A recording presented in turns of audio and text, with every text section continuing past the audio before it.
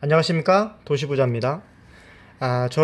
제가 그 도시부자라는 이 채널을 시작하면서 우리 채널에서 이제 돈이 되고 그리고 도시부자가 되기 위한 발판을 만들 수 있는 그런 지식들을 좀 공유하겠다 이렇게 말씀을 드렸는데요. 그래서 오늘은 그 집값이 조금 이제 불안 현상을 보이면서 지금 벌써 곳곳에서 전세 보증금에 대한 우려, 즉 그 중에서도 이제 나중에 만기가 됐을 때 전세 보증금을 돌려받지 못하면 어떻게 되느냐. 그래서 보통 이런 경우 우리가 두 가지로 이렇게 얘기를 합니다. 하나는 역전세난이라고 부르는 게 있고요. 또 하나는 깡통전세라는 게 있습니다. 자, 역전세라는 것은 정도가 좀 덜한 거죠. 그래서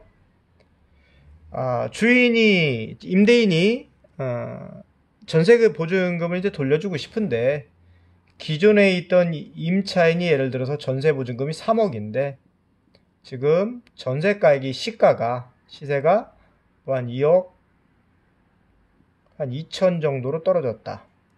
그러면 주인이 이제 이 8천만 원을 가지고 있어서 이걸 돌려줄 수 있으면 되는데 이게 안 되는 거죠. 그럼 어떻게 될까요?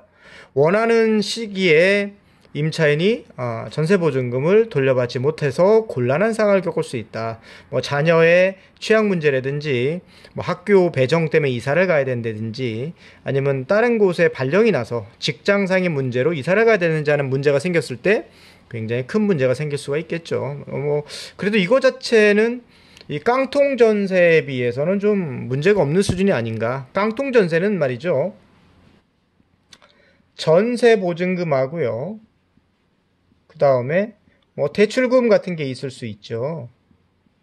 이걸 두 개를 합친 게 아파트의 시세보다 더 세버린 거예요. 그러면 어떻게 될까요? 전세를 돌려줄 수가 없는 거죠. 주인이 돈을 충분히 더 많이 가지고 있어서 돌려줄 수가 있어야 되는데 예를 들어서 전세가 3억이고 대출이 한 7천만 원이 있었어요. 근데 집값이 떨어져서 얘가 3억 원이 됐다. 혹은 이 대출이 대출이 더 많다든지 전세가 더 많다든지 시세가 더 떨어진다든지 이렇게 돼버리면 어떻게 될까요? 정말 어떻게 처치곤란한 애물단지가 돼버리고 임차인도 그렇고 임대인도 그렇고 해결책이 안 나오는 상황, 이런 경우가 이제 깡통전세다라고 볼 수가 있는데 우리는 이미 깡통전세의 추억, 그 괴로움? 추억이라고 말씀드리기가 좀 그런데 이런 괴로움을 이미 겪어본 적이 있었죠. 예. 그래서 이 깡통전세까지 가면 위험하니까, 자, 그렇다면 이런 문제들을 해결할 수 있는 방법이 임차인과 임대인 모두 이런 방법을 해결할 수 있는 방법이 없느냐. 특히 임차인, 즉 전세를 얻는 사람이 해결할 수 있는 방법이 없느냐. 있습니다. 그게 뭘까요? 바로 전세금 보장 신용보험입니다. 물론 이런 전세보험과 관련된 곳을 취급하는 상품이 세계기관에서 취급을 하죠. 다 하나씩 살펴봐 드리려고 하는데요. 오늘은 그 중에서도 제일 먼저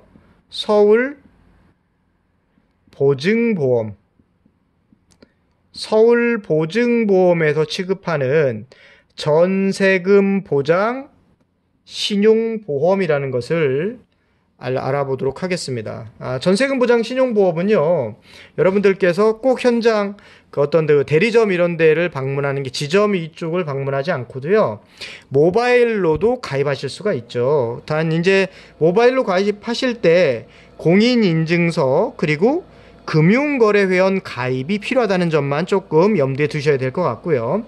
자, 그러면 전세금 보장보험이라는 건 뭐냐? 아까 서두에도 말씀드린 것처럼 전세금을, 바로 이 전세금을 보호해주기 위한 보험이다. 자, 누구의 전세금이죠? 임차인의 전세금을 보호해주는 거다. 그러면 이 전세금을 어떻게 보호를 해주느냐? 자, 예를 들어서 전세 기간이 만료가 됐어요. 혹은 중간에 전세 계약이 해지가 됐습니다. 그리고 그 기간이 해지가 되고 혹은 만료가 되고 30일이 지났어요. 그러면 어떻게 돼요? 그렇게 되면 바로 이 보증보험에 청구를 해서 전세 보증금을 반환받을 수 있는, 대신 받을 수 있는 그런 상품이다. 그리고 최악의 경우 바로 이런 깡통 전세가, 물론 최악의 경우가 되겠지만 깡통 전세로 전락한 그런 집이라 할지라도 경매가 됐을 때 그것과 관계없이 전세 보증금을 반환받을 수 있는 그런 상품이다 라고 일단 이해를 하시는 게 좀 편할 것 같습니다. 자, 그렇다면 가입 대상이 어떤 데가 가입 대상이냐, 주택이면 모두가 다 가입 대상이냐, 아니면 뭐 아파트만 가입 대상인 거냐, 뭐냐 궁금하시죠? 네. 자, 일단 가입 대상을 보면요, 가입 대상을 보면 아파트 가입 당연히 가능하겠죠. 그 다음에 단독주택과 다가구주택 어떻습니까? 그렇죠. 당연히 가입할 수 있고요. 우리가 생각하는 연립 다세대주택은요, 얘도 가입할 수 있고요. 그 다음에 오피스텔은요, 가입할 수 있어요. 또요, 도시형 생활주택도 가입 가능합니다. 예, 일단 가입 가능한 주택의 종류는 이렇다, 이걸 좀 알아두시고요. 그 다음에 가입 시기가 중요해요. 뭐 아무 때나 가입하는 거냐? 아닙니다. 어떤 때 가입하는 거예요? 적어도 전세계약, 즉 들어가서요, 사시는 날 있죠.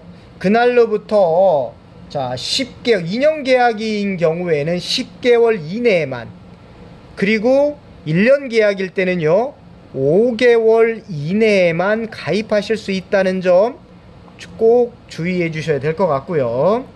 그 다음에 이 보증금 제한, 그러니까 보호 대상이 되는 보증금 제한이 좀 있습니다.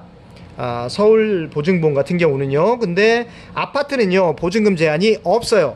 다만 단독, 그리고 단독주택이나 뭐 아파트 이외의 주택 같은 경우 있죠. 그런 주택은 보증금이 10억 이내만 됩니다. 보증금이 10억이면 뭐 서민들은 전부 다 된다고 봐야 될 것 같네요.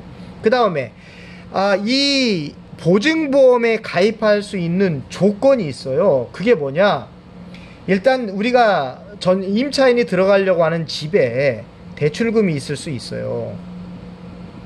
선순위 대출금이 있고, 그리고 내가 얻는 전세금, 즉 보증금이 있죠.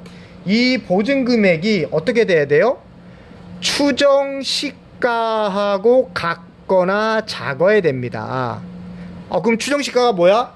조금 이따 말씀드릴 겁니다. 그 다음에 선순위 설정액,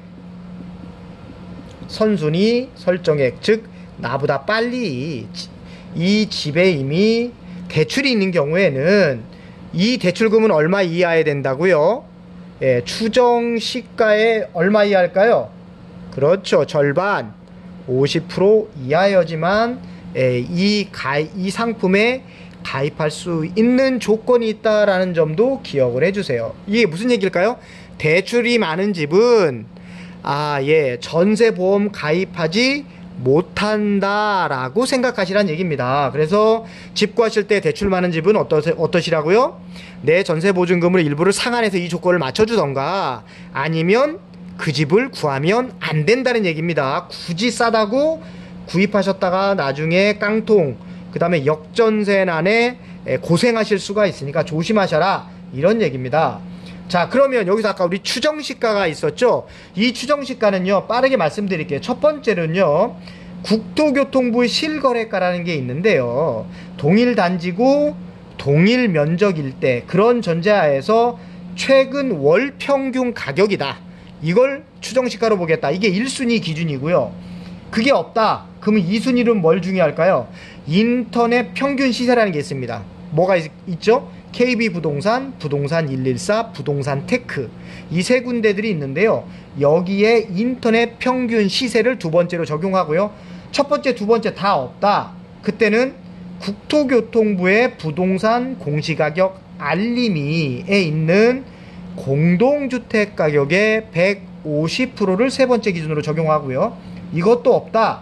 그러면 이 상품에 이 신용보험에 가입한 그 기준일이 있죠.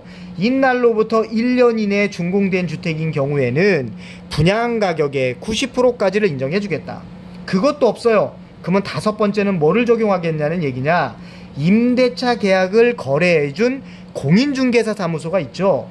그 공인중개사 사무소에서 공인중개사가 시세 확인서를 써주면 그걸 추정시가로 인정해주겠다. 순서대로 5가지를 추정시가로 적용을 해준다라는 점이고요. 그 다음에 이제 가입하려면 어떤 서류가 필요하냐. 첫째, 이거는 부동산에서 공식적으로 계약서를 체결해야만 합니다.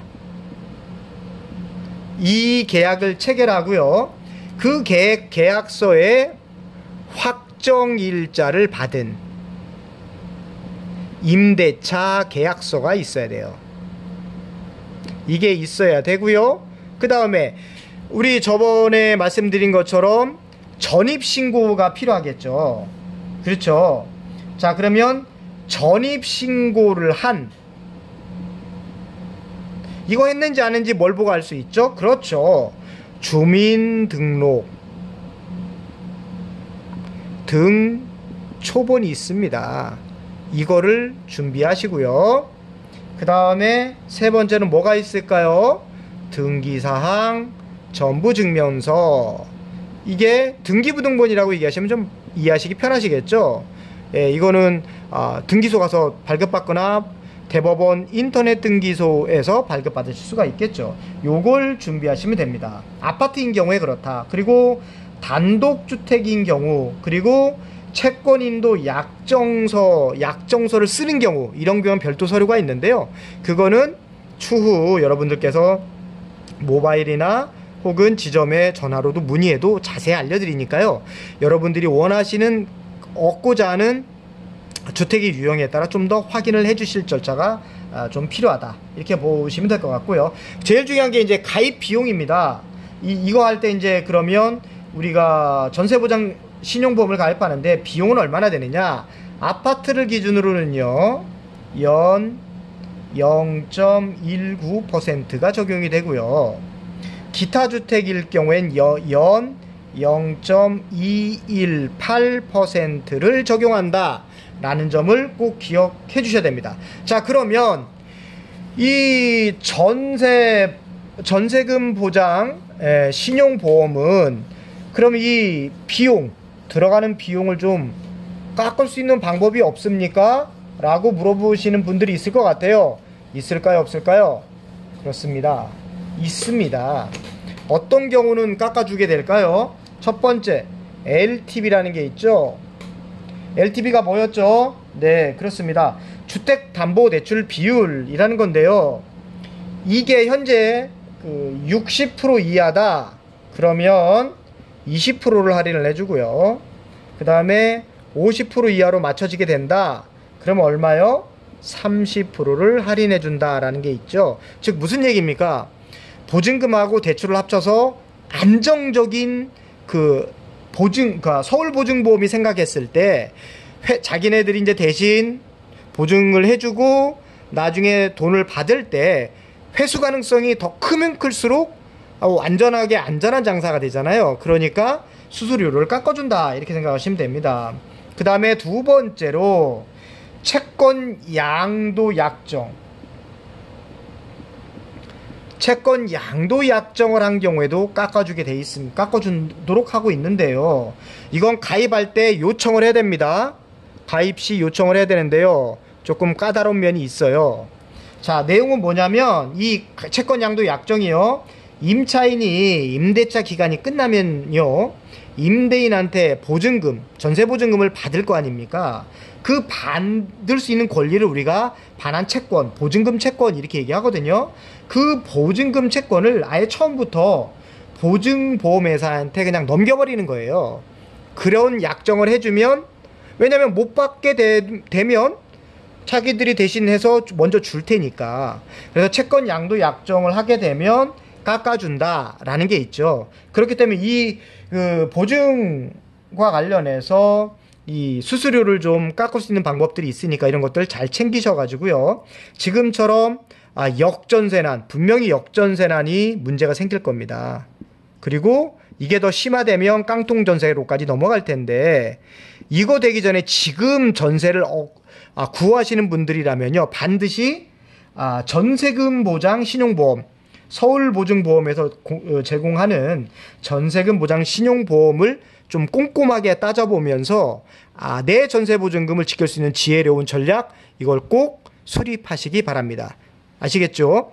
자, 지금까지 도시부자였습니다. 감사합니다.